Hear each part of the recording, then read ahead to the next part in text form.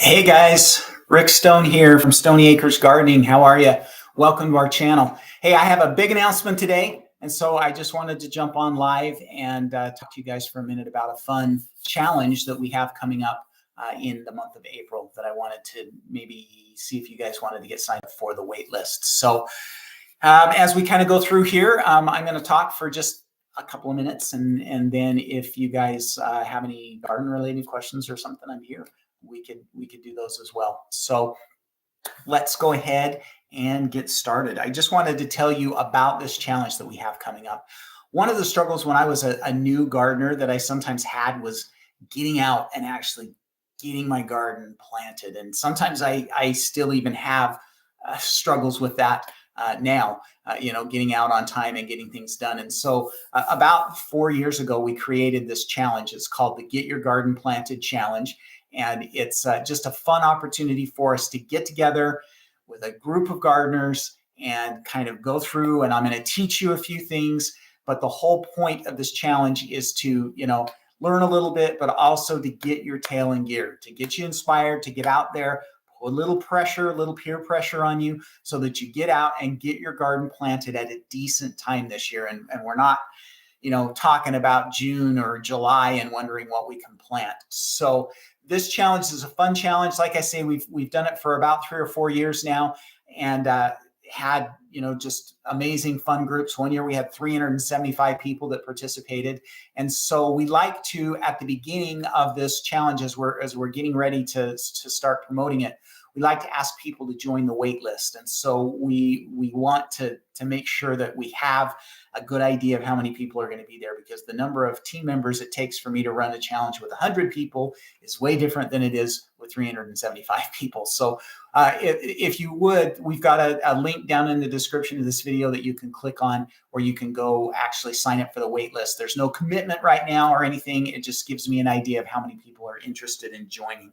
So let me tell you a little bit about the event. So we're going to start on April 24th. So it's a 6-day event. It'll run from Wednesday to Monday, and we'll have 5 days of some really nice videos that I've prepared. They're all pre-recorded, and so you can watch them anytime during the day. You don't have to be there at a certain time or anything like that.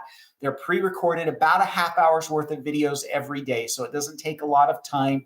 I'm not even offended if you watch them in double time, whatever it takes. But the idea is I want to teach you a little bit, but then I have a homework assignment for you each day.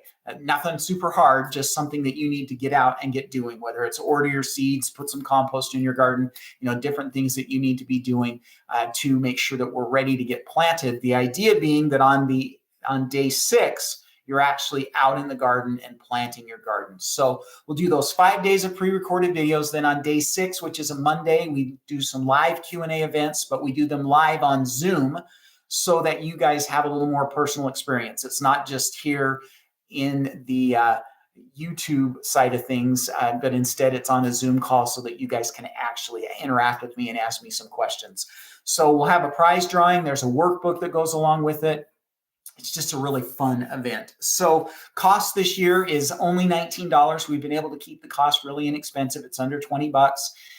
There's a link to sign up for that wait list down in the description of this video. So the reason why we like that wait list is because that gives us an idea of how many people are actually going to be joining us, and it helps us to get prepped. So if you wouldn't mind, just go sign up for that wait list. All I need right now is your first name and your email address, and then I will email you later when we actually are ready to start selling it. So there's no money commitment or anything like that today. I just need to know how many people are interested, okay? All right, let me give you just a little rundown of what we're going to cover. So day 1, we talk about seeds versus transplants. We talk about cool season versus warm season crops, kind of go through the whole crop type thing. We give you some ideas of what are the easiest crops to grow in your garden. So a lot of fun stuff that day. Day 2, we talk about where to plant your garden. So I'm going to go through in-ground gardens and raised bed gardens and containers. We're going to talk about sun and location to water, and where we should be planting our gardens and what we should be doing there. Day 3, we talk about caring for the soil. So we're going to go through, the things that you need to be doing, like getting a soil test, adding compost and other organic materials so that we know that you have good, healthy, solid soil to be growing your garden in. Day 4, we talk about watering. I'm going to give you some strategies. We're going to talk about how to know when to water and how much we should be watering our gardens. Day 5, we're actually going to talk about planting. So we're going to talk about when you should be planting all of the different crops and what we should be doing there. And then, of course, Day 6 is the live Q&A, kind of the wrap up. You guys can ask me your questions and stuff. So it's a really fun event and a lot of fun for those that have joined in the past. And like I say, we've had some pretty big groups in the past. One year we had 375 people that joined us. And so we're just trying to figure out how many people are going to be with us this year. So if you wouldn't mind, if you're interested in this event, again, the whole idea being we want to get your tail in gear and get you out and get you planted, get that garden planted at a good time so that we're not putting it off until June. We're not putting it off until July when we're not really going to have a good harvest. We want to get it planted end of April, first part of May is when we want to make that happen. Now, remember all of these videos are pre-recorded, and so you'll be able to watch them anytime you want. You don't have to, watch them at 10 o'clock in the morning or, whatever it is. I'm not going to make you be there at a certain time. So that makes it nice as well. So again, if you would get signed up for that wait list, the link is down in the description of this video. Okay, so we've got a few people here, and it looks like we've got at least one question. So sign up and let me take a look at this. So Robert is asking, when can I plant my bell peppers in the ground in zone 8A? Okay, so Robert, the key to when to plant those warm season crops is your last frost date. I'm assuming in 8A that you are getting pretty close to that last frost date. We need, with peppers especially, we want good, solid, warm temperatures. We want it to be in the 70s during the day. We don't want it to be any cooler than about 50, 55 at night. And so that's the zone we're looking at. Usually that happens a week or two after your average last frost date. And so that's kind of the target for you. So like, for example, for me, my average last frost date is about May 15th, May 10th, somewhere around there. So I'm usually not putting my peppers in until about the 20th, 25th of May. But for you, it's going to be considerably different based on that frost date. Okay. So that is when you'll be planting those peppers. All right. Okay. I don't see any other questions. So I think we'll just call it.